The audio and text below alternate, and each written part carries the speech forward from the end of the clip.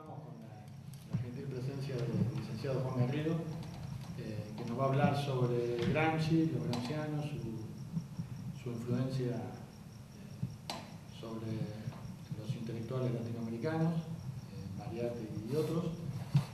Y esperemos que sea el comienzo, que esto no termine acá, digamos, en esta sola charla. Me parece que Gramsci es una de las cabezas más lúcidas que ha tenido la izquierda a nivel mundial, y que es, para mí, para mi entender, es un clásico ya de la ciencia política, clásico en tanto no solo no pierde vigencia, sino que día a día es cada vez más actual, y que bueno, da para que lo sigamos estudiando y discutiendo.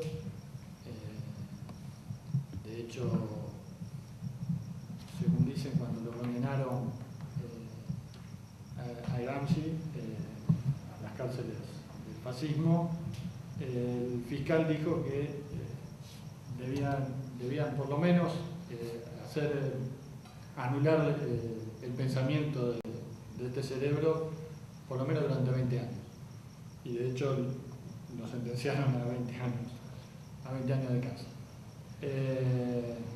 Bueno, creo que digamos, no hay mucho más para decir de Gramsci, más allá de que, bueno, para mí tiene un plus, que es, digamos, dentro de sus categorías, él fue un intelectual orgánico, es decir, que aparte de ser un intelectual, un pensador, fue un militante, un cuadro político, desde sus comienzos en el Partido Socialista Italiano y después en el Partido Comunista Italiano, del cual llegó a ser su secretario general. Bueno, muchas gracias. Bueno, primero que nada agradecerle a ustedes la invitación, a Jorge que bueno, me insistía hace un tiempo que estaba bueno poder pensar algunas problemáticas para la formación política, que por lo menos para mí siempre es un desafío, porque bueno, yo soy profe de filosofía y he tenido la oportunidad de poder estos últimos años, una beca del Estado Nacional, dedicarme al estudio y a la investigación de algunas problemáticas del marxismo latinoamericano. Pero yo no, para mí, justamente son estos espacios y no otros en los cuales vale la pena poder poner en discusión y generar espacios de aprendizaje para todos. Todo lo que le he dedicado a eso, a ese tiempo, me parece que es ahí, digo, que para mí siempre es un desafío romper los cercos de la universidad, de la academia, y para mí también tiene que estar íntimamente vinculado a la formación política, a la militancia política, a cualquier instancia de estudio, digamos. Y en particular, antes de largo, también para mí es importante, si bien yo milito en otro espacio político, para mí es también volver acá donde milita mis viejos, milita mi hermano, mi familia, es como también una vuelta de tuerca me tiene de cosas, porque si bien yo tengo otra posición política, la verdad es que son muchos recuerdos de haber crecido comiendo locro acá en esta casa, y para mí la militancia es un aprendizaje que he tenido también acá, y creo que, bueno, que eso también para mí es un valor muy fuerte, lo que no quita que vayamos a discutir algunas cosas si se presenta la ocasión. Diciendo eso, y que, bueno, como esto es en vivo, así que bueno, sobre todo la idea es, si bien vamos a trabajar algunas cosas de Gramsci, y son problemáticas muy similares, es centrarnos también en una figura muy gramsciana, que es la de Mariátegui, porque bueno, me parece justamente que tenía la idea de hacer un rápido recorrido por algunos puntos biográficos de Gramsci y Mariátegui para introducir algunos problemas, yo creo, cruciales para pensar la organización política y el partido político. Bueno, después ustedes córtenme cuando vean que esto se hace muy largo, y para tener un tiempo para el debate. Traje algunas hojas, se las reparto, pásenselas, y hay algunas citas que vamos a ir, la idea es ir leyendo algunos extractos de Mariatti, de Gramsci, de algunos otros socialistas, es una para cada uno, y lo vamos charlando. Además quiero decir que veo que acá conozco muchos de ustedes que seguramente conocen mucho más de las problemáticas que vamos a charlar. Yo no es que sea un especialista absoluto en ninguno de los temas, solo me concentro en algunos problemas, así que nada, espero de eso, esto me parece que es un ida y vuelta, ¿no? Y como ya presentó bastante de Gramsci, dijo quizás las cosas centrales. Tanto Gramsci como Mariatti son dos militantes e intelectuales políticos que, bueno, nacen a fines del siglo XIX y nacen tanto en Italia como en Perú en pequeñas poblaciones pobres tanto de Italia como de Perú. En el caso de Mariatti nace en Moquegua, que es una pequeña población al sur de Lima. Y al poco tiempo de que nace, los abandona el padre, a él y a sus hermanos y a la madre, y se tienen que trasladar a Lima. Y no solo, bueno, sufre ese abandono, la pobreza, sino que se le declara una artritis tuberculosa, a partir de lo cual va a empezar un largo camino de complicaciones de salud muy fuertes, las mismas complicaciones que también, no las mismas, pero también va a estar atravesada la vida de Gramsci por jorobas, por atrofias físicas, que lo van a llevar muy tempranamente a la muerte dentro de las cárceles fascistas. Y además de estas complicaciones físicas que van a vivir los dos, comparte también lo autodidacta. Sobre todo Mariatti solo cursó un año de la primaria, no más que eso, y a los 14 años empieza a trabajar en un periódico que se llama La Prensa, empieza a trabajar como linotipista, que es un oficio ya extinguido, pero el que ponía las letras de fundición para imprimir los diarios. Pero al poco tiempo empieza a trabajar en la sección policiales. Él después dice que todo gran escritor siempre tiene que empezar en esa sección. Es la misma sección que empezó Roberto Art y muchos escritores argentinos.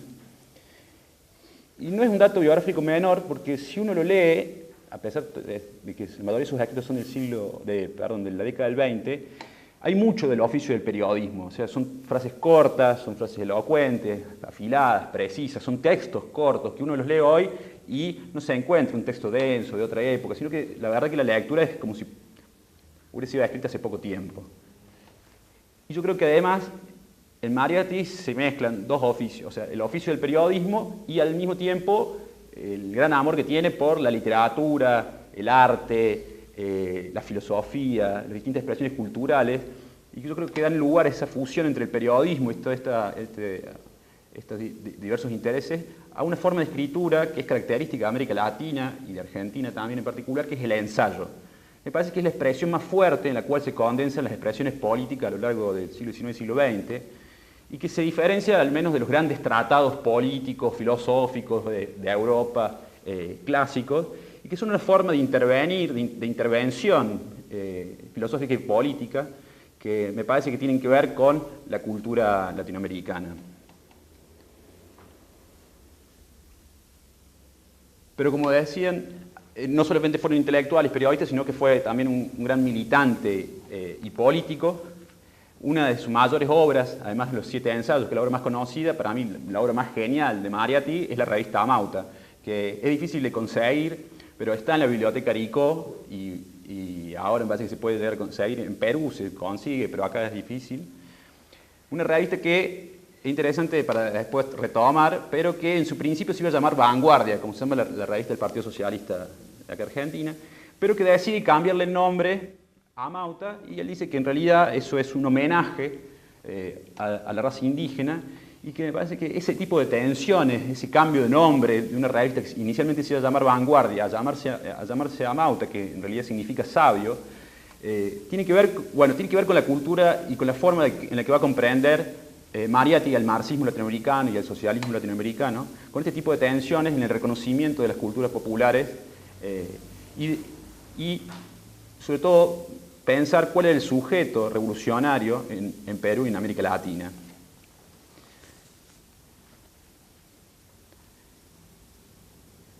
Es fundador de la revista Amauta, después funda la revista Labor, que es una revista para los gremios. Es fundador del Grupo Resurgimiento, que es un grupo indigenista, del APRA, que el mayor representante es la Alianza Popular Revolucionaria Americana, que el presidente era Aya de la Torre, que va a tener una pelea que es clásica para la política latinoamericana con Aya, que no vamos a tener, a lo mejor la tomamos un poco. Y funda el Partido Socialista del Perú y la Central General de los Trabajadores del Perú.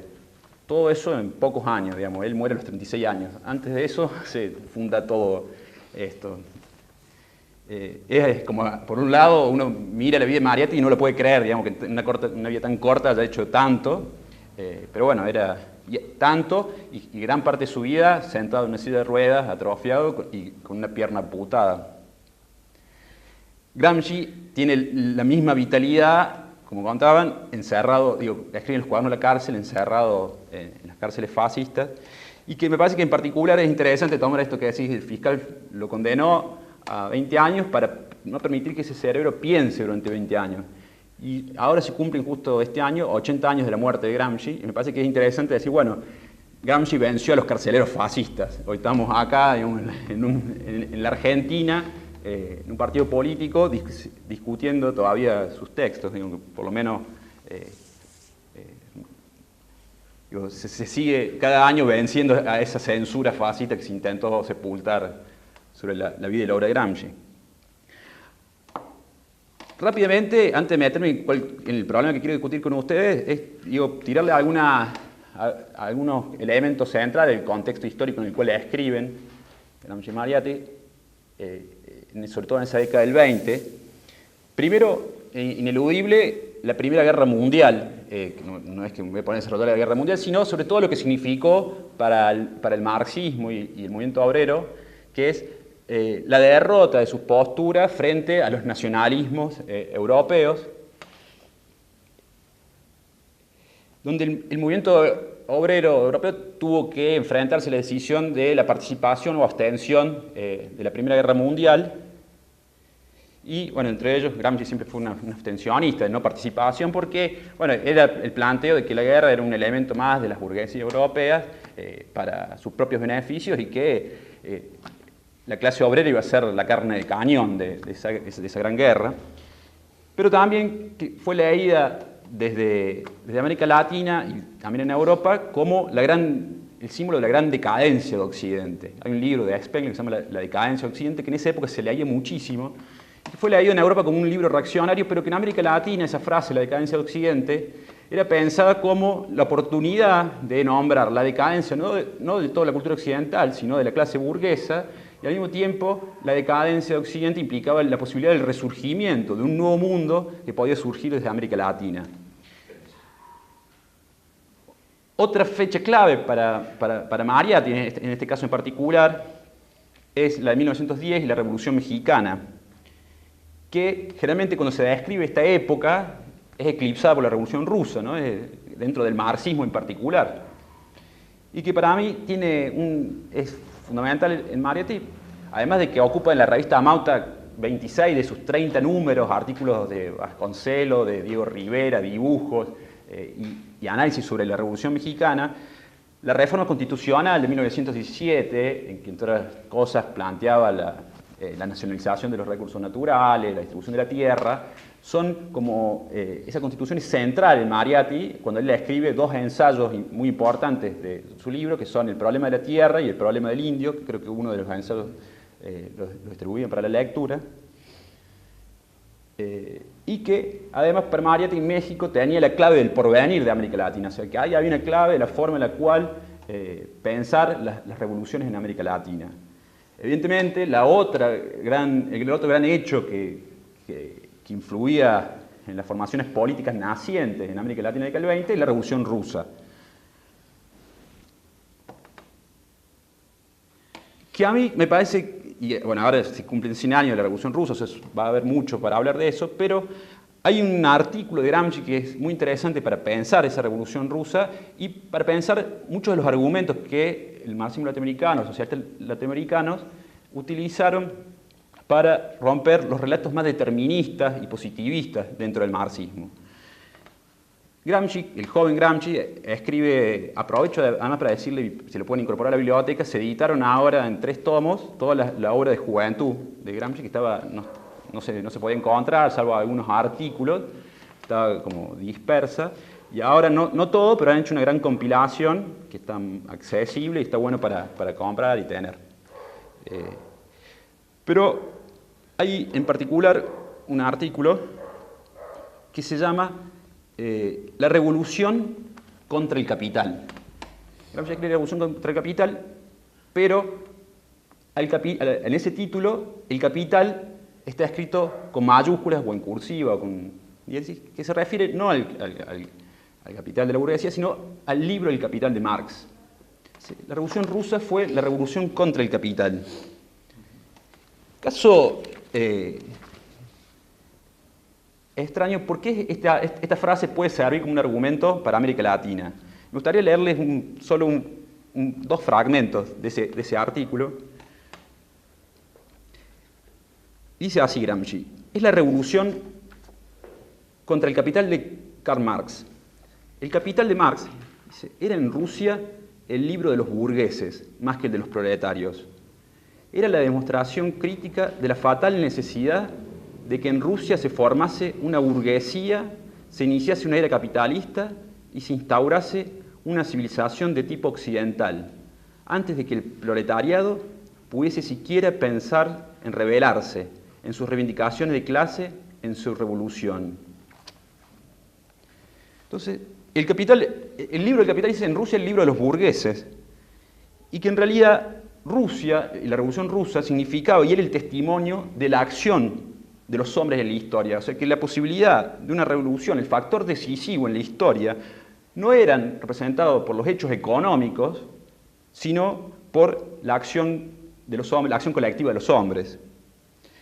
Era una revolución hecha contra las teorías cientificistas, positivistas, naturalistas, de los teóricos marxistas y de aquellos que entendían a la obra de Marx como una obra llena de imperativos categóricos, o sea, de normas que servían para todo tiempo y espacio, sin discusión alguna y sin comprenderla en el contexto histórico en particular.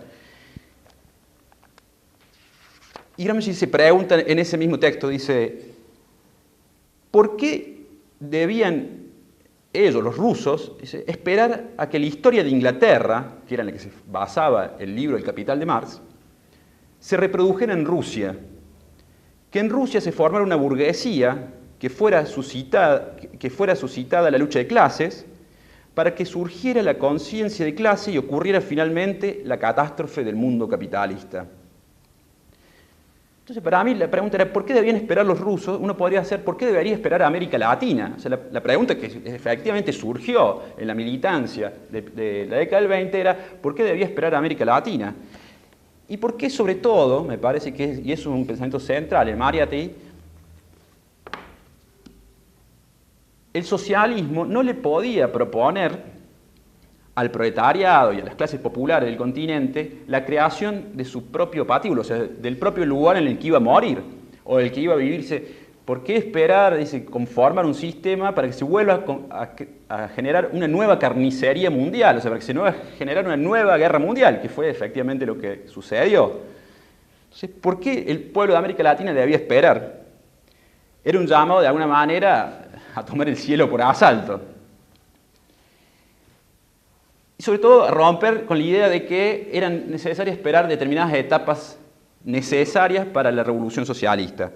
Y sobre todo hay una discusión, no solo en relación al etapismo, que es de vuelta estas visiones deterministas de la historia, que creen que hay etapas necesarias que debe atravesar las distintas sociedades para llegar al socialismo, pero sobre todo también se está discutiendo cuál es el papel de la burguesía, el papel que debe cumplir la burguesía en América Latina.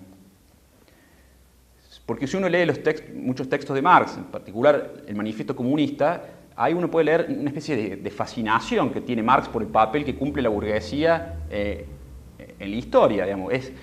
La burguesía es la clase que destruye un viejo sistema de dominación, hace una especie de loas a la revolución industrial, ¿no? y al avance que eso implicaba progresivo sobre la historia. Mariátegui iba a decir, y es una de las primeras citas que les pongo para leer ahí, No existe en Perú, como no ha existido nunca, una burguesía progresista, con sentido nacional, que se profese liberal y democrática y que inspire su política en los postulados de su doctrina. José Martí va a decir que la fundación de la República, o sea, de la independencia del Perú, no representó, en Perú podríamos extenderlo al resto del continente, una nueva clase dirigente. O sea que la independencia en Perú no generó una clase dirigente, sino que la clase feudal siguió teniendo el mismo tipo de poder y conservó las mismas posiciones políticas. Hay que pensar lo mismo sobre la oligarquía, por ejemplo, en Argentina. Y que además carecía de una clase fuerte, una clase burguesa fuerte, que fuera capaz de crear un gobierno y un Estado fuerte. Pero no solo en términos económicos, sino también hay una clave siempre en estos autores, tanto en Gramsci como en Mariátegui, una clave cultural, que tiene que ver con la cuestión de la raza en el Perú. Ahí está la segunda cita. No sé si alguno se anima a leerla, porque es más larga. Dale, leo. Los elementos feudales o burgueses en nuestros países sienten por los indios, como por los negros y mulatos, el mismo desprecio que los imperialistas blancos. El sentimiento racial actúa en esta clase dominante en un sentido absolutamente favorable a la penetración imperialista. Entre el señor o el burgués criollo y sus peones de color no hay nada de común. La solidaridad de clase se suma a la solidaridad de raza o de prejuicio para hacer de las burguesías nacionales instrumentos dóciles del imperialismo yanqui o británico. Y este sentimiento se extiende a gran parte de las clases medias, que imitan a la aristocracia y a la burguesía en el desdén por la plebe de color, aunque su propio mestizaje sea demasiado evidente. Mariátegui va a insistir todo el tiempo en que en realidad el problema del indígena en Perú es un problema social y que su solución tiene que ser una solución social y que la tienen que dar los propios indios, pero que la raza cumple un factor en este caso reaccionario o un factor revolucionario. Entonces hay un odio de clase que vuelve también muy difícil pensar en una alianza, en un papel progresivo de la burguesía peruana. Y al mismo tiempo, yo tomé esta frase en particular porque la última parte, cuando habla de la clase media, me parece que podría haber sido escrito, o podemos encontrarla casi idéntica en El medio pelo de Jauretche en Argentina. O sea, es una crítica muy similar a la función en la cual el papel que ha cumplido la clase media argentina. Y la respuesta de Mariátegui a esta problemática va a ser las tareas inconclusas del Perú, o sea, las tareas inconclusas de la independencia y de la República tienen que ser realizadas por las fuerzas socialistas. O sea, tienen que ser realizadas. No va a negar que es necesaria un desarrollo industrial, sino que ese desarrollo industrial lo tiene que asumir el proletariado, digamos, como tarea. Entonces, la resolución de las tareas nacionales es una resolución que tienen que llevar a cabo los socialistas. Y que al mismo tiempo implicar evidentemente una nueva forma de pensar ese desarrollo económico.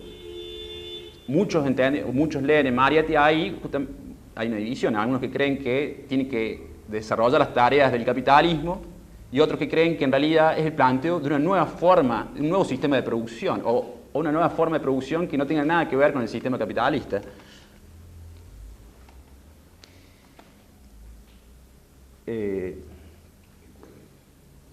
¿Cuál es? No, es una larga discusión, no me voy a meter ahí, pero sí, por ejemplo, con la cuestión de la raza, Mariátegui va a pensar que la importancia del factor revolucionario que cumple el indio en Perú y en América Latina no solo tiene que ver con la acumulación de un odio ancestral. La frase de González Prada, que era un poeta anarquista peruano, era: para el indio todo blanco es más o menos un pizarro. Hay ahí una fuerza política acumulada que tiene que ver con la historia de explotación que vivió la comunidad indígena, pero no solo eso, sino también el aspecto, podemos decir, positivo, que es la tradición comunitaria que tienen las clases populares peruanas, y sobre todo va a pensar mucho el Ayllus, que es la figura del comunismo incaico, como una nueva forma de comprender las relaciones de producción entre los hombres y el trabajo, que dice persiste en gran parte del Perú, persiste en el pleno siglo XX, persiste esa forma comunitaria de producción.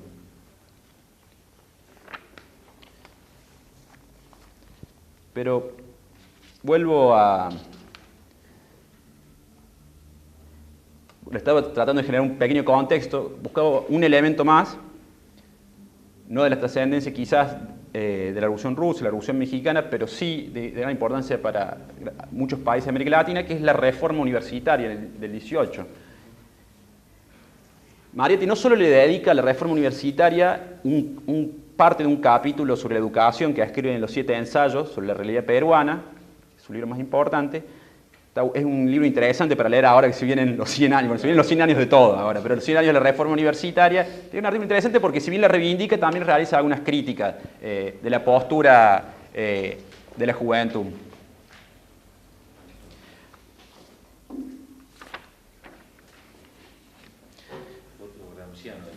El otro Gramsciano.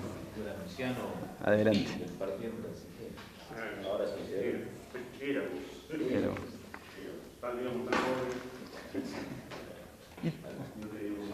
Ese que dijo que éramos, decirle que te vayas. Somos nuevos.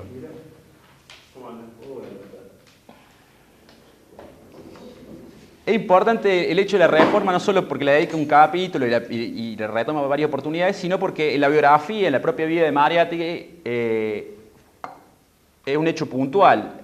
Uno de los principales ecos y repercusiones que tiene la reforma de Córdoba es en Perú, es en Lima, con la particularidad de que no es solo un levantamiento estudiantil, sino que es un levantamiento obrero estudiantil, o sea, confluye la lucha por las 8 horas de los trabajadores peruanos junto a los levantamientos y las reivindicaciones estudiantiles. Y el apoyo de Mariotti a esos levantamientos en 1919, un año después, le vale, por parte del presidente, que era Leguía en Perú, la opción de ir a la cárcel o irse a una especie de, que le llamaron una beca a Europa, digamos, una especie de exilio encubierto, que evidentemente Mariotti dijo, me voy de exilio encubierto, digamos. Recorre, y está durante 4 años Mariotti en Europa, recorre varios países, pero está mucho tiempo en Italia, en Turín, y vive de cerca, en persona, lo que se llama el Bienio Rojo, que es justamente donde fue protagonista Gramsci. En principio no se llegan a conocer, o no se reconoce, Mariotti sabe de la existencia de Gramsci, pero no se sabe de algún cruce que hayan tenido entre ellos. Pero vive cerca, sobre todo la cultura italiana, el idealismo italiano, y me parece que gran parte de los acuerdos que hay entre las posturas de Gramsci y Mariotti tienen que ver también con ese paso por Italia de Mariotti. Y el último elemento, no es el último, pero el último que tomo para tomar esta época, me parece que es la creciente gravitación de Estados Unidos sobre el continente de América Latina, como el nuevo imperio, un nuevo imperio en términos económicos, sociales y políticos, y que genera a su vez en las organizaciones políticas, los intelectuales, el surgimiento de un nuevo antiimperialismo que se presenta en varias organizaciones e intelectuales de esta época y que es muy fuerte en la revista Amauta y en la obra de Mariotti, como para contextualizar un poco el momento. Ahora, a mí me interesa pensar junto a ustedes un par de preguntas que yo en particular le hago a estos textos que a mí como militante político siempre me develó, me llevó a reflexionar y a buscar las salidas a estas preguntas, que es, por un lado, quizás pregunta básica, es cómo provocar la acción política o la acción política revolucionaria, cómo suscitar una fuerza, o sea, una fuerza política, cuál es el origen de las fuerzas en la política, cómo organizar esa fuerza y cómo impedir, de alguna manera, que esas fuerzas se extingan o se fragmenten. Porque me parece que, y para mí es la pregunta de fondo de Mariotti, y que uno la puede actualizar, que es cómo conformar una voluntad colectiva, Gramsci diría una voluntad nacional y popular, una voluntad colectiva en América Latina. Y de esta pregunta, cómo conformar una voluntad colectiva en América Latina, hay 2 elementos. Primero, la centralización y la territorialización de la pregunta, América Latina. A Mariatti se lo conoce, o se lo ha dado a conocer, como el primer marxista latinoamericano. Pero no porque haya sido el primer marxista que leyó a Marx, sino porque fue el primer marxista que tuvo sensibilidad política para leerlo. Y no porque logró una mejor aplicación del marxismo, sino porque considera que el marxismo no es un método a aplicar, no es un modelo a aplicar, sino que implica el marxismo un camino nacional a recorrer. O sea, que la gran expansión que tuvo la teoría marxista, el casi universal del marxismo, esa aparición que tiene en todo el mundo, no se debe entonces a que es un modelo que se aplica, o su aplicabilidad, sino a que su capacidad de surgir como una expresión propia de cada sociedad determinada. De ahí surge una de las frases más conocidas de Mariatti, que yo se las puse como tercera de las frases, también ahí si quiere leerla, alguna que no por conocida deja de tener una fuerza y una vitalidad muy interesante para pensar el socialismo y el marxismo. ¿Algún otro valiente? Sí. No queremos ciertamente que el socialismo sea en América calco y copia. Debe ser creación heroica. Tenemos que dar vida con nuestra propia realidad, en nuestro propio lenguaje, al socialismo indoamericano. He aquí una misión digna de una generación nueva. Esa famosa frase de el marxismo no puede ser y el socialismo no puede ser calco y copia. Y después la creación heroica, también es el impulso del vitalismo de la época. Tiene que ver también aquí la tradición de José Martí, cuando decía, bueno, un gobernante en un pueblo nuevo, como los americanos, la función del gobernante es la de ser un creador. Pero de esta pregunta que yo les decía, cómo conformar una voluntad colectiva en América Latina, no solamente es importante el aspecto de lo territorial, de pensar donde los pies pisan, sino esta idea de la voluntad, como aspecto teórico y político, ¿no? Porque dentro de la tradición marxista, la voluntad política no se puede naturalizar. ¿Por qué? Porque la intervención de Mariatti, más allá del contexto peruano en particular, también hay que pensarla en el contexto de la hegemonía intelectual y política que tenía la Segunda Internacional en aquella época, y sobre todo las lecturas deterministas de estos sectores del marxismo, donde por un lado era muy fuerte lo que podría ser, llamamos el economicismo, algo de esto dijimos, o sea que cada fluctuación, cada cambio de la política se ha atribuido a una expresión inmediata de la estructura económica de una sociedad. O sea que lo que sucede en la sociedad, cultural, políticamente, tiene que ver con una expresión del lugar que ocupan los hombres en la estructura económica.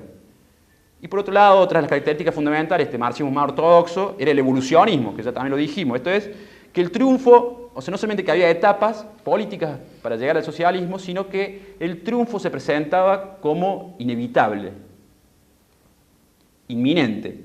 Y si el triunfo se presenta progresivamente inevitable y inminente, el problema sobre la conformación de una voluntad política, sobre la creación, la construcción de un sujeto político transformador, no resulta un problema. Evidentemente no es una tarea por la cual haya que abocarse. Y ahora metiéndome un poco más en el tema, creo que hay un principio que atraviesa tanto la obra de Gramsci como la de Mariatti para responder a estas preguntas que yo les presentaba. Y que es que la fuerza de una organización política está sobre todo en el grado de pertenencia que tenga su organización a las masas y su capacidad de movilización de las masas. Está en ese grado de pertenencia y no en la rigidez de una estructura política o de una fórmula dogmática. Entonces, Mariatti, antes de preguntarse cómo se forma un partido, que él terminó fundando, o cómo se forma una central sindical, se pregunta cómo se forma una voluntad nacional y popular, o sea, cómo hacer que esa masa disgregada, informe, ese pueblo disperso y pulverizado que hablaba Gramsci, adquiere la forma de una voluntad popular única. Y como cambia la pregunta, esto es como se prioriza otra pregunta ante la conformación del partido, cómo primero se conforma una voluntad colectiva, una voluntad nacional y popular, también cambia la respuesta en Mariatti y en Gramsci. Entonces, ¿cómo se suscita una fuerza? Y ahí otro, o el mismo valiente, lea el cuarto de los párrafos que La fuerza de los revolucionarios no está en su ciencia, está en su fe, en su pasión, en su voluntad. Es una fuerza religiosa, mística, espiritual. Es la fuerza del mito. Bueno, miren ustedes, venimos a escuchar la formación política y vamos a hablar del mito. Bueno, algo de eso vamos, al menos voy a intentar contarles. Qué importante esto es, la fuerza de los revolucionarios es la fuerza del mito. Y uno de los mayores marxistas latinoamericanos, ¿qué está queriendo, qué nos dice hoy con esto? Y a mí me parece que es muy relevante volver a pensar las transformaciones sociales, en las transformaciones sociales, en lugar de la imaginación política y la imaginación política de las masas en los procesos de transformación y en la conformación de las organizaciones políticas. Y que no cualquier forma de imaginación política, sino que la figura del mito tiene sus particularidades y que fue un elemento que no solamente estuvo fuera del radar de las organizaciones de izquierda en América Latina, sino que fue objeto de desprecio por las culturas más racionalistas de los partidos políticos en Argentina y en otros lugares de América Latina. Sobre todo, ¿por qué?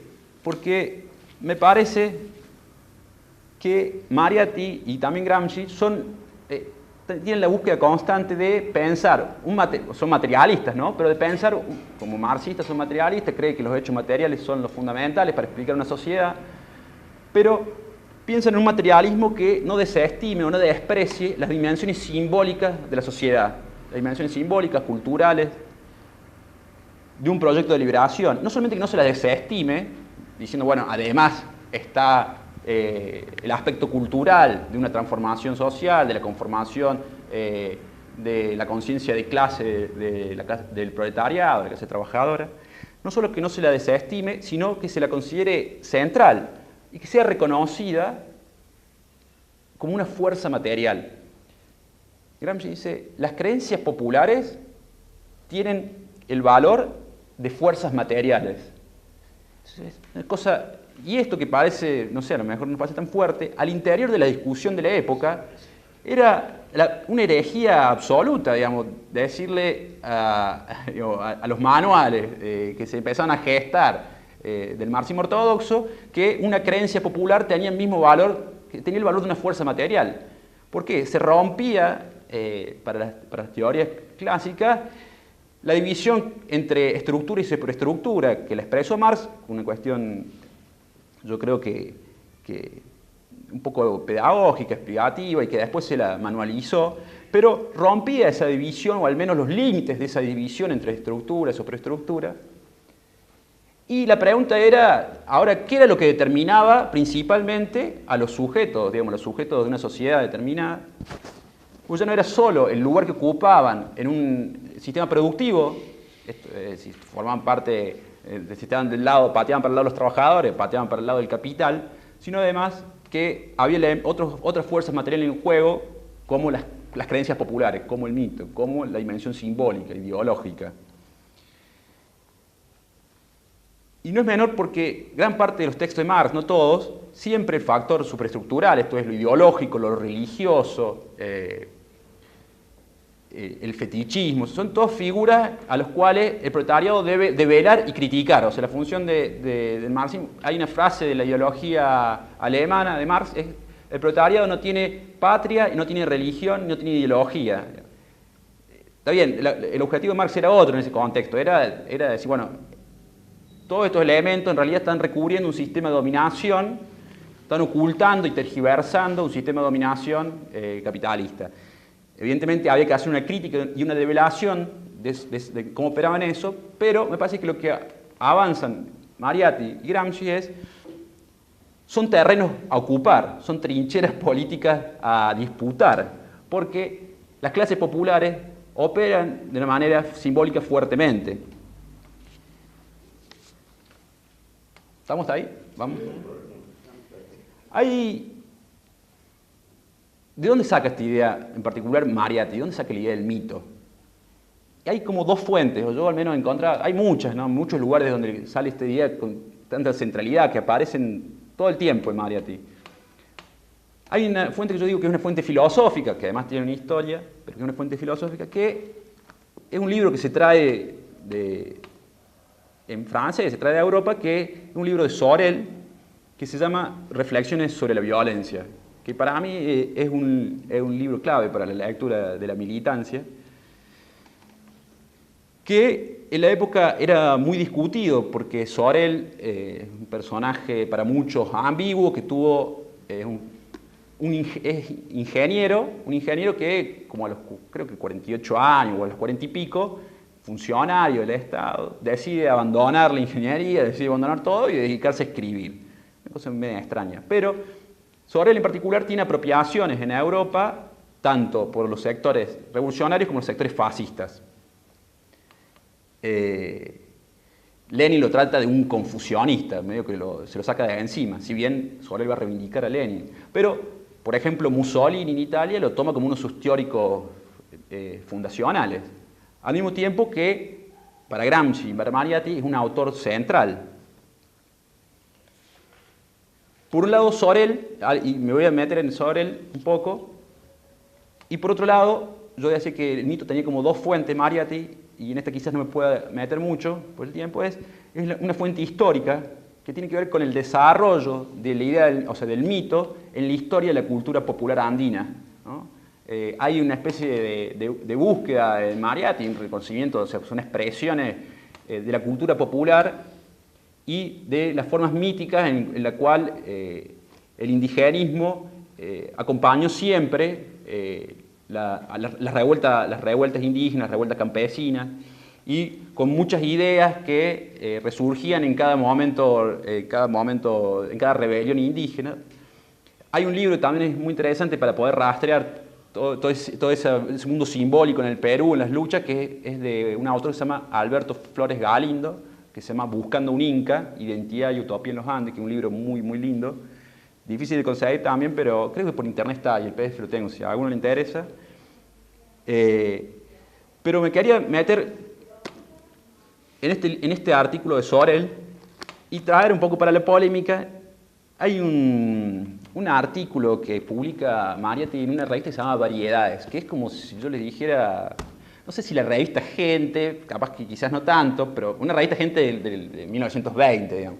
Pero una revista de divulgación en la cual él escribía de manera asidua. Y hay un artículo que escribe sino que reseña un libro de Alfredo Palacios. Un libro de Alfredo Palacios, donde, bueno, reconoce la figura de Palacios, obviamente, pero le dice algo en particular.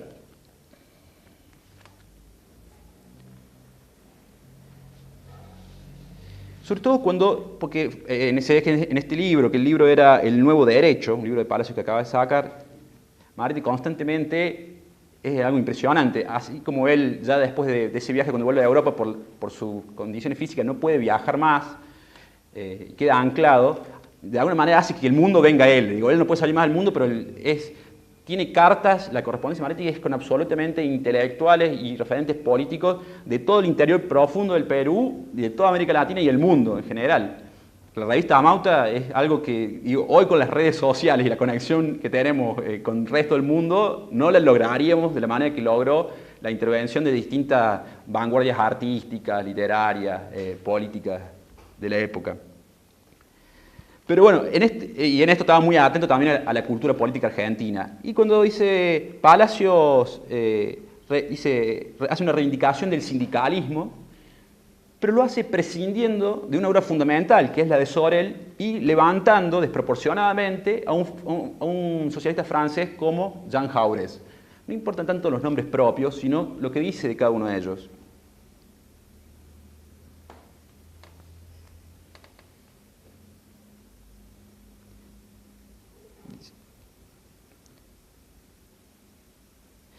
Jaurès era esencialmente un político y un intelectual que se movía ante todo en el ámbito del partido y que no podía evitar en su propaganda socialista, atento a la clientela pequeño burguesa de su agrupación, los hábitos mentales del oportunismo parlamentario. Sorel, en tanto, extraño a toda preocupación parlamentaria y partidista, apoya directamente su concepción en la experiencia de la lucha de clases. Esa frase la tienen ahí, la tienen ustedes entre los textos. Era la 5, sí. Si quieren que la leamos ahí todos juntos, dice, Jaurès, entonces, era un político y un intelectual que se movía en el ámbito del partido y que no podía evitar esa propaganda socialista, muy atento al habla de la clientela pequeña burguesa, su agrupación, y del parlamentarismo. No nos vamos a meter en esa discusión, pero recién charlamos un poco de, en el principio del siglo XX, hay una crítica muy fuerte a la democracia parlamentaria por parte de todos estos socialistas. Mariátegui, cuando era joven, era cronista parlamentario, un oficio, no sé si sigue, pero bueno, era periodista y redactaba notas desde el Parlamento en Lima, y todo el tiempo habla del tedio, del aburrimiento, de que acá no pasa nada, digamos, bien, conocía de cerca cómo funcionaba el Parlamento peruano, aun cuando no tenía su adscripción socialista. Pero, digo, atento a las críticas al parlamentarismo, había que volver a pensar en este contexto. Yo decía lo del golpe en Brasil desde el Parlamento, lo que pasa ahora desde el Parlamento en Venezuela. Bueno, hay que volver a pensar esto. Pero yo, sobre todo, cuando dice después Sorel, dice, extraño a toda esa preocupación parlamentaria y extraño a la preocupación partidista, esto es muy efectivo, se apoya directamente en la experiencia de lucha de clase. Mariátegui tiene la preocupación de ¿qué? De romper el microclima del partido. Entonces, donde esa burocracia que se gesta rápidamente, esa pequeña secta, que ahí se adormecen los revolucionarios y se adormece la pequeña burguesía, mientras que la idea del mito soreliano, lo que implica es esa idea del mito puede despabilar a las estructuras de la izquierda latinoamericana. ¿Por qué lo puede despabilar? Bueno, ¿qué es? Vamos a ver, no hay una definición única que es un mito, pero ¿qué es el mito para Sorel?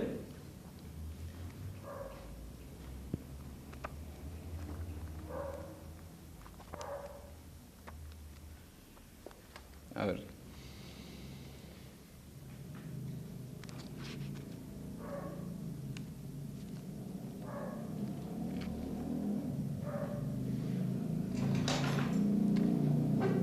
No, dice, ¿qué es el mito? Dice, no la encuentro acá, pero dice, una organización de imágenes capaces de evocar de manera instintiva. Lo importante para Mariátegui es justamente el aspecto instintivo de los hombres. De manera instintiva, todos los sentimientos que corresponden a las diversas manifestaciones de la guerra entablada por el socialismo contra la sociedad moderna. Primero, es una organización de muchas imágenes, no es una sola imagen, porque es importante saber que cuando pensamos en la dimensión simbólica y de las grandes imágenes y mitos en el siglo XX, no hay que desconocer que la operación que hace Mariátegui con Gramsci es tratar de expropiarle una fuerza a la derecha, o sea, una fuerza que la derecha usó de manera absolutamente productiva. Pensemos en las grandes imágenes del nacionalsocialismo, de los nazis, de la cultura de la imagen que tenían, o las grandes imágenes también que funcionaban en el fascismo italiano. Y bueno, ahí lo que están preocupados es, o podemos traerlo más acá, digamos, a la cultura del espectáculo y el entretenimiento más contemporáneo, también era la aparición del cine, lo cual ahí veían en el cine un objeto quizás de entretenimiento que entretuviera a las masas y le sacara el centro de la revolución. Y dice, bueno, para Gramsci, para Mariátegui, hay ahí algo que ir a disputarle, que la derecha lo sabe usar y nosotros no, digamos. ¿Por qué? Porque el marxismo, la izquierda, se ha detenido demasiado en la doctrina expuesta en palabras y que así no lograba producir ninguna transformación. Se puede hablarse indefinidamente acerca de rebeliones, pero dice, nunca se va a provocar un movimiento revolucionario mientras no haya un mito que acepte las masas. Detrás de este libro de Sorel está la idea de que a una persona no se la convence con los mejores argumentos, sino que se la convence cuando se la logra conmover. Cuando uno se logra conmover a una persona es cuando la logra convencer. Yo pensaba en esto de idea de que hay que expropiarle a la derecha mecanismos que saben utilizar muy fielmente. Pensaba rápidamente el paréntesis, pero en la campaña de Macri, en la revolución de la alegría, digamos, ¿no? Como grandes imágenes, así, bueno, y uno discutiendo los argumentos de que en realidad estos... Y evidentemente los tipos supieron condensar en grandes imágenes fuerza y conmover una fibra de las clases populares argentinas, no solo de las clases dominantes, de las clases populares argentinas, que el resto de los sectores políticos no supo conmover. Y tiene que ver con esto mismo, es que había que dejar de pensar en que los hombres eran especie de seres que iban a moverse de acuerdo a leyes naturales, y que la pregunta era cómo surge la acción política. Para la izquierda es de dónde surge la acción política. Hay algo en lo que hiciste en los últimos discursos de Linera, no sé si lo han podido escuchar, o cuando vino Linera a Córdoba, que hablaba del principio de esperanza en los pueblos, ¿no? Retomando un libro clásico de un alemán que se llama Ernest Bloch, se escribe, que está bueno también retomarlo porque es un pensamiento muy parecido al de Mariatti y al de Gramsci en Alemania, que tiene la particularidad de discutir estos mismos temas en el corazón de la tragedia europea, digamos, disputándole los elementos míticos y la imaginación política al nazismo, ¿no? Pero bueno, Linera va a decir, dice en ese discurso que tuvo en Córdoba, dice, ¿por qué se mueven los hombres? Dice, y lamentablemente no se mueven por su condición de pobres. Dice, la pobreza no es un elemento en sí mismo que genere la acción política. De hecho, el sistema de dominación justamente se funda en la persistencia de la pobreza permanentemente. Dice, en realidad la acción surge cuando existe un principio ordenador, un principio esperanza, una gran imagen por el cual los hombres estén dispuestos a ceder su tiempo de trabajo, a ceder su tiempo en la familia, hasta ceder su propia vida, estar dispuestos a entregar su propia vida por algo, por un principio de esperanza, por una imagen o por una gran consigna, pero que sea viable, ¿no? Que sea una consigna realista. Gramsci va a hablar de una fantasía, pero una fantasía concreta. Mariatti va a hablar de un mito, pero de un mito enraizado, o sea, que tenga raíces en la realidad, que sea a la vez que presente un gran ideal, pero que no sea una utopía, que sea algo realizable. Digo, que realmente por lo cual vale la pena jugarse la vida, porque los hombres ven en eso que realmente hay una oportunidad ahí. O sea, que no es que, y en esto no es que los mitos, los grandes ideales, lo simbólico en la cultura, surge de la cabeza o de la idea de una persona. Los mitos no surgen de una gran idea, de un gran ideal que surge en la mente de un individuo aislado. Entonces, no es una locuración de la utopía en la isla, no, surge de las gestas populares, surge de la cultura popular, surge de las masas. Es más, va a decir Sorel, los hombres no ejecutamos nada notable sin la intervención de imágenes brillantes y nítidamente perfiladas. O sea, no ejecutamos nada fuerte sin imágenes brillantes. Y acá quería hacer otro paréntesis para traer también una pequeña discusión sobre el partido, sobre el socialismo en Argentina, que cuando uno puede hablar de mito también puede asociarlo a otra problemática, a otra forma de hablar de lo mismo con distintos nombres, cuando uno habla de la religión o de la religiosidad, ¿no? De la religiosidad popular, también como una expresión que permite reunir a los hombres. Porque, bueno, Mariatti si bien hay diferencias, va a hablar del mito, de la religión, más o menos indistintamente. Pero quería hacer un paréntesis y traerlo a un caso argentino, para entender cuál es la importancia de esto en el debate, que es un hecho en 1902, Buenos Aires, la sede de Unión y Benevolencia, frente al Comité Ejecutivo del Partido Socialista, da un discurso Juan B. Justo, que entre otras las señas biográficas, bueno, ustedes conocerán mucho más, pero que es, entre otras cosas, el primer traductor del Capital. Justamente es ese libro contra el cual se había hecho la Revolución Rusa, ¿no? Y encontré, se lo choré mi viejo en realidad, no es que lo encontré, un libro que editó el partido, la editorial La Vanguardia, el Partido Socialista, que están muy buenos, digo, están muy buenos y que no sé si se siguen haciendo, pero me parecía que era muy interesante la selección y que Y el formato me parecía que estaba bueno, pero meterse en el bolsillo, leer en el bondi. Y leyendo el libro, le quería leer un par de partes donde hay un contraste muy fuerte con el planteo de Mariátegui y de Gramsci. Para Juan B. Justo, el socialismo tiene que ver al mismo tiempo con el advenimiento de la ciencia a la política, y esta idea de que el socialismo implica el advenimiento de la ciencia a la política es el vértice para el cual piensa todas las expresiones populares de la sociedad, y sobre el cual también hace un análisis sobre la idea de la religión, que uno también podría pensarlo en relación a los aspectos simbólicos, míticos de la sociedad. Y también se las anoté ahí, es la número 6, de las citas que tienen ustedes.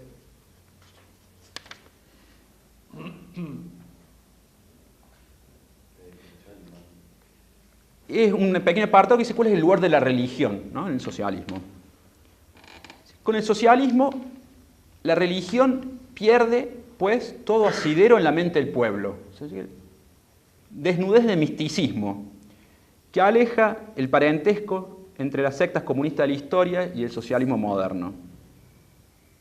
Así como en sus pasadas luchas el pueblo adoptó casi siempre una herejía, un nuevo modo de ver en religión más libre y verdadero, el socialismo prescinde por completo de la religión, aunque tolera, por supuesto, todas las creencias que no pretendan imponerse. Para Justo, el progreso de los pueblos es siempre evolutivo, y en esa evolución la religión pierde todo lugar y la ciencia declara el triunfo sobre la religión.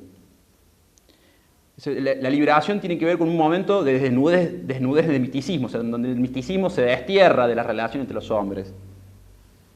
Hay un fuerte contenido evidentemente ilustrado en esta tradición y la búsqueda de una expresión fuerte de la historia en Argentina, que es el socialismo moderno. Hay una hipótesis que evidentemente es forzar y es muy arbitraria, pero permítanmela expresarla, que me parece que esta prescindencia o esta idea evolutiva y progresiva de Justo, esta prescindencia de la religión, puede ser una de las explicaciones, ¿o no?, de la dificultad del Partido Socialista para devenir en una organización de masas, en un partido de masas.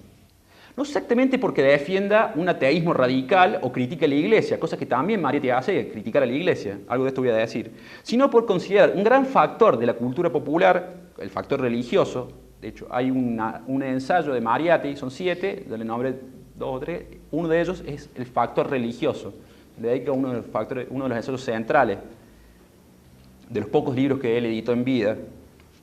O sea, por considerar al factor religioso y a la cultura popular como un símbolo de atraso y de embrutecimiento. No solo eso, no solo considero como un símbolo de atraso y de embrutecimiento, sino que cuando él plantea que el socialismo prescinde por completo de la religión, aunque tolera, por supuesto, todas las creencias que pretenden no imponerse, plantea una apropiación o plantea una tradición liberal de entender la religión, que esto es, la religión tiene cabida en tanto y en cuanto tenga que ver con los derechos individuales de las personas y no alteren ni el orden ni el progreso social. Mientras se subordinen y sea un aspecto de la vida privada, la religión tiene lugar, es aceptada por el socialismo. Y no es apropiada por una forma diferente de pensar este mismo aspecto, que es, por lo menos en Mariátegui, la tradición comunitaria de la religión, que es pensarla desde el punto de vista etimológico, o sea, de dónde se origina la palabra religión, que es esta idea de religar, de unir. O sea, pensarla la religión como una experiencia mítica o colectiva. Y dice algo más, y no es un pensamiento aislado el de Juan B. Justo, y no solamente en Argentina, este idea fuertemente cientificista y racionalista formaba gran parte era la cultura hegemónica dentro de los partidos socialistas y comunistas, después fuertemente en América Latina y en el mundo también. En un momento, Juan B. Justo dice algo en el mismo sentido de la religión. Dice, aplicar el bálsamo religioso a los males colectivos, en un texto que habla sobre la Revolución Mexicana, que es el número 7, no sé si lo querés leer. Hoy sabemos que una revolución es siempre religiosa. La palabra religión tiene un nuevo valor, un nuevo sentido. Sirve para algo más que para designar un rito o una iglesia. Poco importa que los soviets escriban en sus afiches de propaganda que la religión es el opio de los pueblos. El comunismo es esencialmente religioso. Lo que motiva a un equívoco es la vieja acepción del vocablo. Vuelvo a plantear, es fuerte para la época. Dice, poco importa lo que pongan en sus afiches los soviets. O sea, primero la independencia política e intelectual de Mariátegui frente a la Unión Soviética. Entonces, poco importa, y no es que, guarda, Mariátegui apoyó no solamente la Revolución Soviética, a Lenin, y incluso apoyó a Stalin, también escribió textos elogiosos sobre Trotsky, sin meternos en todo esto, pero una defensa frente a también la avanzada del Partido Comunista en América Latina, el famoso Comintern, los comisarios políticos del Partido Comunista en América Latina, también con una tensión permanente sobre Mariátegui para que a su Partido Socialista lo convierta en Partido Comunista. Bueno, es una larga historia, digamos, pero ya aparecían las famosas 21 condiciones que escriben los comunistas también en la década del 20, 21 condiciones para que sean aceptados los distintos países del mundo, los partidos como partidos comunistas. Hay, bueno, todo un listado. Y eso que todavía no es la época más dura, digamos. Todavía no es el proceso, no se da el proceso de lo que se conoció como la estalinización. Por un lado, esto, no importa lo que escriban los soviets en sus afiches. Esta idea de que, a ver, Rusia permitía pensar muchas coincidencias con América Latina. Primero, no esperar las etapas evolutivas para llegar al socialismo. Segundo, la fuerte presencia del campesinado en Rusia también permitía muchas comparaciones con América Latina. Ahora, a pesar de todo eso, el socialismo en América Latina no podía ser calco y copia ni de la Inglaterra de Marx y Manchester y la industria de Inglaterra, ni tampoco de la Rusia soviética. Primero, la autonomía, pero segundo, la distancia que tiene frente a esa frase tan fuerte de Marx, que la religión es el opio de los pueblos. Porque, de vuelta, con esta frase, para mí la preocupación tanto de Mariátegui como de Gramsci es que se perdía un gran terreno de la lucha de clases, en la cual desarrollar la lucha de clases, que era, bueno, el terreno fuertemente religioso. Que Mariátegui tenía en su juventud tuvo una tradición católica muy fuerte, tuvo una época mística, tuvo un año en un convento, y después además relata siempre en su época de juventud todas las procesiones religiosas en Lima, y esa imagen de las multitudes que lograba movilizar la religión, bueno, era la imagen de hacer esa réplica, pero bajo el ideal socialista, ¿no? Estaba la misma preocupación también de Gramsci. Veía cómo los curas en Italia lograban movilizar mucho más que quienes llevaban, digamos, la palabra del socialismo, por decirlo de alguna manera. Ahora, él dice, no hay que confundir, en algún momento de la cita, no hay que confundir la religión con la iglesia. Y esa distinción es importante por varios motivos. El primero de todo es que Mariátegui no esconde la violencia ejercida por la iglesia en América Latina. No mete bajo la alfombra absolutamente nada. Denuncia el accionar de la Iglesia Católica, sobre todo como responsable de la articulación política de la colonización, de la colonia. Eso por un lado, esa distinción no es lo mismo religión que iglesia, sirve para esto. Y segundo, me parece a mí que sirve para diferenciar cuál es la estrategia política que piensa Mariátegui para el marxismo latinoamericano, que no es, cuando se distingue de la iglesia, no es generar una opción de poder al interior de la institucionalidad católica. O sea, la defensa del socialismo religioso, o cuando dice el comunismo es esencialmente religioso, no se puede confundir con una opción política al interior de la iglesia. O sea, lo que plantea Mariátegui no es lo que después fue muy conocido como una teología de la liberación, como la gran de la teología de la liberación, que recupera muchas cosas de Mariátegui, muchos ideales de Mariátegui, pero sin embargo me parece que es distinto pensar una religión de la revolución que pensar revolucionar a la institución católica como vía de emancipación. Son dos caminos muy distintos. No son opuestos, ¿no? Por ahí también no desconocen que la iglesia es un territorio a disputar, que hay sectores de la iglesia que no funcionan de la misma manera. Dice, los indígenas se han apoyado en muchos referentes de la iglesia y muchos otros los han asesinado. Hay un terreno a disputar, pero eso no es la estrategia política. La estrategia política es hacer una religión de la revolución, no revolucionar la iglesia.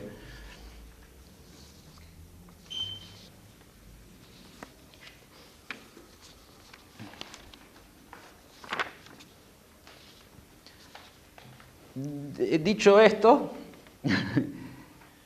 vuelvo a la senda de la organización. Con esta idea vuelvo a la senda de la organización. Y vuelvo al personaje, a Sorel en Mariátegui. Córtame cuando usted lo considere. La frase 8, si la quiere leer, como para retomar un poco. ¿Qué dice Mariátegui sobre Sorel? Sorel es el tipo de herejía que se incorpora al dogma. Y en Sorel reconocemos al intelectual que, fuera de la disciplina del partido, pero fiel a una disciplina superior de clase y de métodos, sirve a la idea revolucionaria. Para mí, en esta frase hay, por parte de Mariátegui, una distinción de niveles, ¿no? Y de referencia que es clave. Porque dice, es el tipo de herejía que se incorpora al dogma. Y aparte, Sorel es un indisciplinado para pensar un partido, pero responde a una disciplina superior a la del partido, que es la disciplina de la lucha de clases, de la idea de revolución. Me parece que la idea central es que la idea de la revolución en América Latina no puede coincidir con los límites de un partido político. O sea, no se puede restringir al cerco de una estructura organizativa, más allá de todas las cualidades irreemplazables que tiene la organización política y las estructuras para la revolución, pero no se pueden restringir a eso.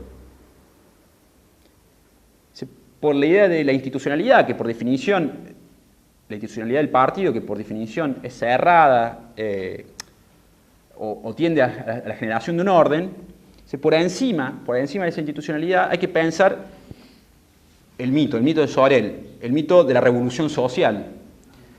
Todo aquello, porque además esto es el conjunto de imágenes de un pueblo, es todo lo que es de alguna manera indomesticable, que uno no puede adoctrinar, digamos, son todas las expresiones populares y simbólicas que además muchas veces, o sea, que en determinados momentos se condensan de una manera que dan lugar a determinadas explosiones, podemos llamarlas explosiones sociales. Sorel tenía la imagen de la huelga general. No era una huelga general de un solo sindicato, era la imagen de el proletariado levantado contra todo el sistema establecido. Quiero decir, entonces, que esta idea del mito incluye dentro de la organización política todo lo que de las masas no puede adoctrinar, todo lo que es indomesticable, lo que es abierto, lo que no tiene fronteras claras, pero que al menos garantiza la participación de las masas en un proceso de transformación.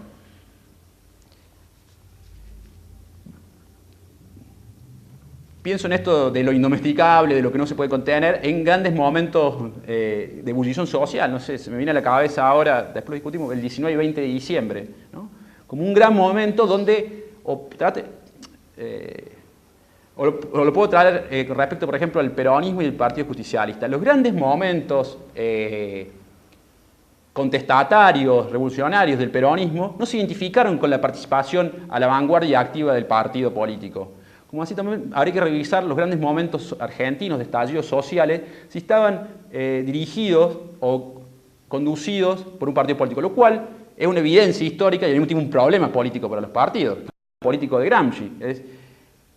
El problema del momento de las grandes crisis sociales es que si no hay una organización política, una hegemonía política y cultural previa, lograda ante esa crisis, lo más probable que suceda es que esas crisis se conviertan en crisis restauradoras del orden conservador, que son quienes sí están preparados para responder a las crisis, ¿no? A los grandes momentos de ebullición política. ahí va a haber una diferencia tanto de Mariatti como de Gramsci con respecto a esta idea del gran levantamiento de la huelga general soreliana, esa imagen mítica que no se puede domesticar, también pensamos que en principio del siglo XX la influencia y la participación del anarquismo en América Latina como en Europa es culturalmente muy, muy fuerte, y que dentro de estas imágenes de grandes levantamientos contestatarios, de destrucción total del mundo capitalista, del mundo moderno, tenía una gran influencia de tipos como Proudhon, en Sorel, y también, que es leído por Mariatti y Gramsci, aunque no lo comparten.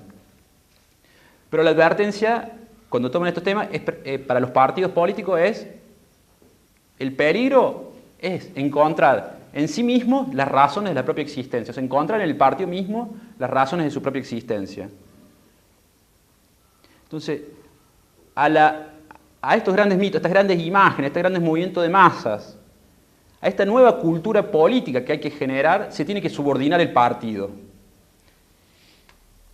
Cada una de sus herramientas, cada una de sus estructuras y cada una de sus reglas. El camino inverso, subordinar esa gran cultura política al partido, lo que generó y lo que preveían que iba a generar Gramsci y Mariatti es la burocracia socialista. Ojo, esta idea no disuelve la idea del partido, ni en Mariatti ni en Gramsci, sino que la jerarquiza.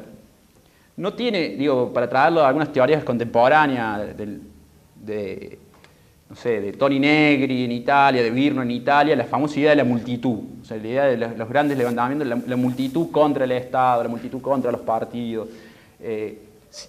Hay un elemento del papel de las grandes masas, del papel de la multitud, de la muchedumbre, que siempre tiene que exceder a las instituciones orgánicas, pero evidentemente la figura del partido es central, del partido, de los sindicatos, de la organización política, es central para que esa multitud no se disgregue en una infinidad de voluntades individuales y se termine fragmentando. Entonces, la propuesta es pensar el mito y la organización política, el mito y el partido político. Entonces, sacarse entonces de encima las interpretaciones anarquistas que había también de Sorel.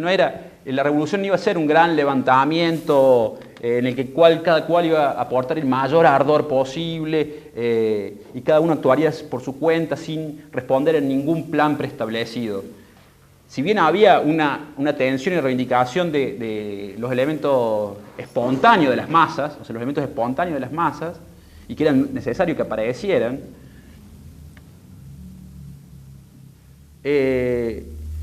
Sorel y también los anarquistas decían que cualquier plan o racionalización que se hiciera de esos grandes momentos míticos de una sociedad iban a resultar reaccionarios, digamos, porque en realidad todo programa político que se establecía por encima de las masas era una forma de usurparlas, de expropiarse.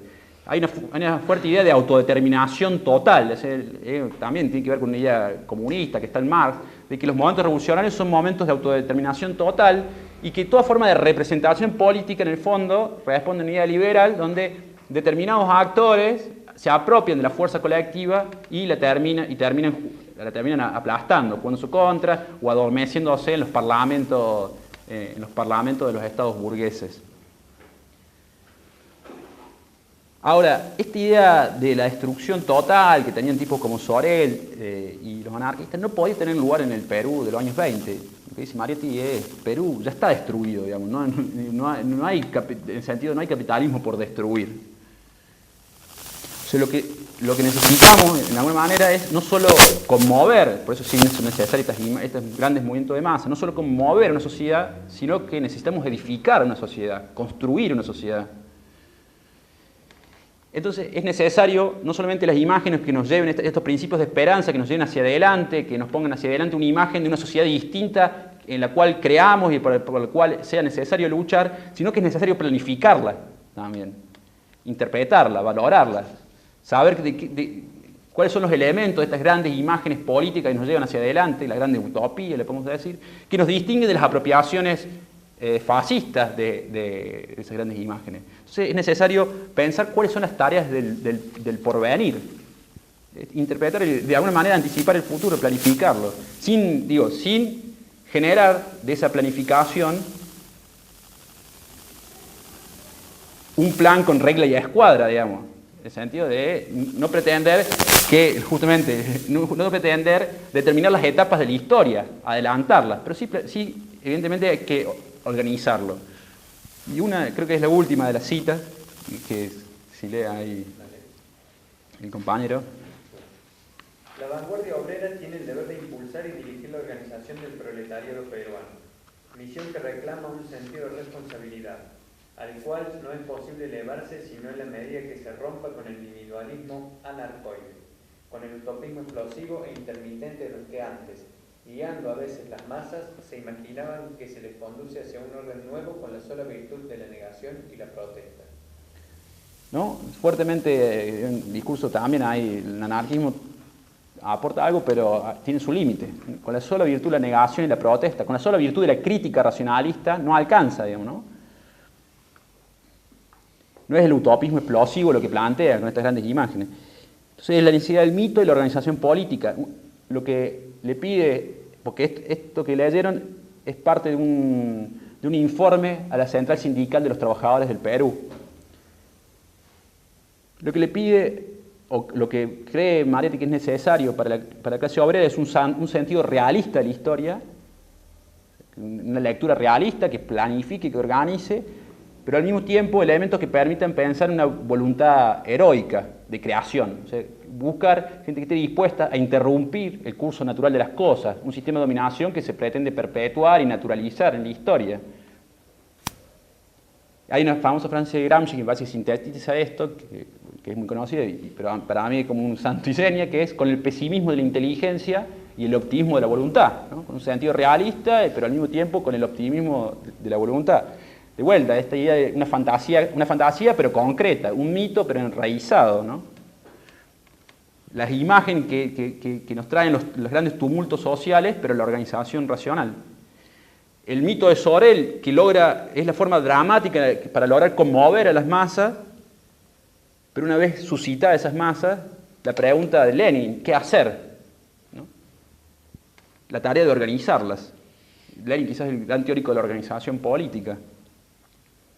Y la vida de Marietti me parece que transcurre en esa tensión entre la cristalización necesaria del partido, donde las fuerzas no se diluyan, pero siempre la preservación del debate, de la amplitud, de la autonomía intelectual, de la polémica dentro de la sociedad y dentro del mismo partido. Porque dice, bueno, es esa autonomía intelectual, esa polémica, esa fuerza tumultuosa de las sociedades la que genera el cambio. Después de ese cambio hay que organizarlo, hay que conducirlo, hay que canalizarlo. Porque de alguna manera me parece que Marietti está convencido que había que generar un gran debate político y cultural, pero al interior de las organizaciones. O sea, generar un gran debate político y cultural, pero al interior de las organizaciones, o dentro de los marcos que generan las organizaciones políticas. Pero al mismo tiempo, había que preservar y fortalecer las organizaciones al interior de un profundo debate. Esta tensión permanente, que para mí está la síntesis de cómo él subtitula la revista Amauta, que yo les contaba al principio. Él la define como una revista de doctrina y de polémica, ¿no? Quizás doctrina y polémica es una contradicción en los términos, porque la doctrina no se discute, la doctrina medio que podemos decir se acata. Pero voy a decir, es necesario una revista de doctrina y de polémica. De hecho, la revista nace no para bajar línea, podemos decir en los términos de hoy, sino para inaugurar un debate. Y que las organizaciones, para lograr ese debate, tenían que pensarse como espacios complejos, no uniformes, y abiertos, no como organismos presurizados, no encerrados. Y también, de alguna manera, implica que una concepción que piensa que la política y los partidos políticos surgen del conflicto, de la lucha, la batalla, o sea, que no surgen de la armonía preestablecida de intereses, o sea, no surge la concepción clásica de el partido responde a todos los hombres que formen parte del sistema productivo, de la clase trabajadora, que comparten los mismos intereses de clase. O sea, los partidos no surgen del consenso o la armonía de intereses, los partidos políticos surgen del conflicto, del debate, de una batalla abierta con la historia y con uno mismo. Y para terminar, retomo como había empezado. O sea, las organizaciones partidarias no son el presupuesto o el punto de partida de la lucha de masas, sino que son el resultado de la lucha de masas, ¿no?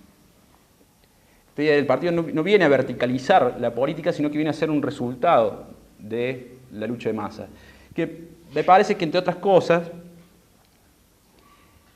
tiene que ver con que el partido no es como el habitáculo de un tren donde, solo es necesario diseñar a ver en qué medida se va a subir el sujeto de la historia, o sea, el sujeto clásico de la historia que va derecho hacia la victoria, porque también, ¿por qué tiene que ser el resultado de la lucha de masas? Porque no solo por la cuestión de lo colectivo y de la participación no solamente de la clase proletaria, sino de los distintos sectores sociales, sino porque también ese sujeto de la transformación no es un sujeto siempre igual a sí mismo, sino que está en constante transformación, ¿no? Es un sujeto inacabado, que infinitamente se está modificando. Entonces, infinitamente, el partido y las organizaciones políticas se tienen que ir modificando a la par de las transformaciones de ese sujeto político. Pero hay un par de cosas más, pero lo dejamos por ahí porque yo quiero un trago de algo.